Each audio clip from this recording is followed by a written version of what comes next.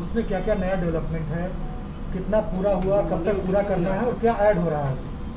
देखिए, रामायण सर्किट में सबसे पहले जो हम लोग का अभी आमस दरभंगा पथ का जो पार्ट है, उसमें भी 3 स्पर हम लोग रामायण सर्किट से जोड़ रहे हैं, वैशाली, राजगीर और बोध गया को। इसके अलावा रामायण सर्किट के जो पूरे 500 किलोमीटर का जो स्ट्रेच था, जो सबसे अधिक बिहार में उसका रहा, उसमें अभी हम लोग के पास करीब 200 की 150 किलोमीटर के बीच का ही पैच बचा हुआ है। बाकी सभी पे हम लोग का काम चल रहा है। कुछ जगह लैंड एक्विजिशन का था, उसको भी शॉर्ट आउट किया गया है और हमको लगता है कि जो रामायण सर्किट का जो काम बिहार में जो चल रहा था, उसको हम लोग बहुत तेज़ी से अगले 1 से 1.5 साल में हम लोग कंप्लीट करने में सफल होंगे। नेपाल के लिए कोई नई सड़क भी आप लोग बना रहे हैं, नवादा से कुछ ऐड कर रहे हैं? हम लोग नवादा से लदनिया, मतलब नेपाल के जो बॉर्डर्स के इलाके हैं, वहाँ तक हम लोग एक पूरा स्ट्रीम साउथ से स्ट्रीम नॉर्थ तक का एक भारतमाला फेज़ 2 में लेने जा रहे हैं। और इंडो नेपाल रोड जो अभी वर्तमान में है, उसको भी 4 लेन करने का प्रस्ताव हम लोगों ने भारतमाला में दिया है, जिसकी सैद्धांतिक सहमति अभी मिल चुकी है। बहुत जल्द उसकी स्वीकृति हम लोग को मिलेगी। तो इंडो नेपाल रोड का भी बहुत बड़ा स्ट्रेच बिहार में 547 किलोमीटर का स्ट्रेच है और उससे 4 लेन होने से बहुत बड़े इलाके को हम लोग आवागमन की सुविधा दे पाएंगे। मधुबनी हो या सीतामढ़ी, जो भी बॉर्डर से जो सड़क जाती है, उस सड़क की स्थिति सबसे खराब है, उसको लेकर क्या कुछ फोकस उसमें हो रहा है? देखिए, स्पेसिफिक कोई आप बताएंगे तब हम उस पर जानकारी लेकर या कोई भी बता पाएंगे।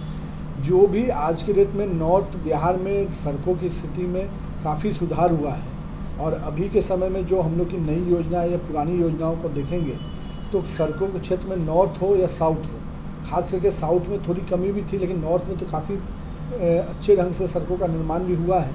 फिर भी अगर कहीं मेंटेनेंस को लेकर कोई समस्या है तो हम लोग उस पर निश्चित रूप से ध्यान देंगे। पटना रांची सड़क जो है, पटना गया सड़क जो है, उसको लेकर के हाई कोर्ट भी बार बार सवाल उठाता है, झारखंड हाई कोर्ट ने भी सवाल उठाया, पटना हाई कोर्ट ने भी सवाल उठाया।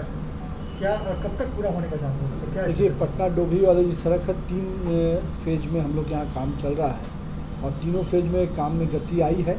ये सही है कि शुरू में लैंड एक्विजिशन को लेकर समस्या आई थी, पर हाईकोर्ट के संज्ञान लेने के बाद और प्रशासन ने भी तत्परता दिखाई और अब हम लोग को लैंड एक्विजिशन की स्थिति में हम काफ़ी हद तक सफल हो चुके हैं लैंड एक्विजिशन में। अब जो रोड के निर्माण का काम है उसमें हम लोग गति देंगे। सर, एक पटना से जुड़ी बात है। पटना में जितने सड़क पुल बने हुए हैं, उन पुलों में एक तो कहीं भी निर्देश नहीं है कि किस पुल पे जाना है, किस पुल पे नहीं जाना है, कौन सा डायरेक्शन है, वो कहीं लिखा हुआ नहीं है, जो कि बाहर से आने वाले लोग परेशान होते हैं किस दिशा में जाना है, कहाँ जाना है। और किसी भी पुल में जो नए नए पुल बने हैं उनमें किसी में भी नीचे डिस्चार्ज पाइप नहीं लगा हुआ है, पानी ऊपर का सीधा लोगों के सिर पे गिरता है बरसात के समय।